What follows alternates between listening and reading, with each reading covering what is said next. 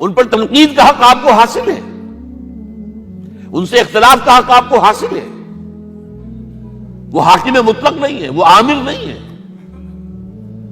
آپ کو معلوم ہے کہ حضرت عمر پر ان کے کرتے کے اعتبار سے جو ہے وہ تنقید ہو گئی تھی.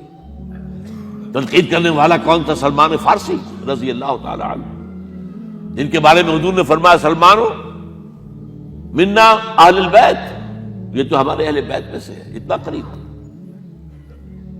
حضور حضرت عمر خطبہ دے رہے ہیں اور وہ کہتے ہیں کھڑے ہو کر لا سمع ولا طاعہ، نہ سنیں گے نہ اطاعت کریں گے.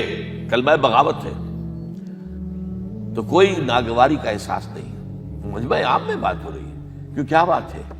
یہ جو کرتا آپ نے پہنا ہے یہ ان یمنی چادروں سے بنا ہے جو مال غنیمت میں آئی تھی، اور جتنی ٹکڑا جو ہے ہر مسلمان کو ملا اس سے کرتا نہیں بنتا، اور آپ ہے بھی طویل القامت، آپ کا کرتا کیسے بن گیا؟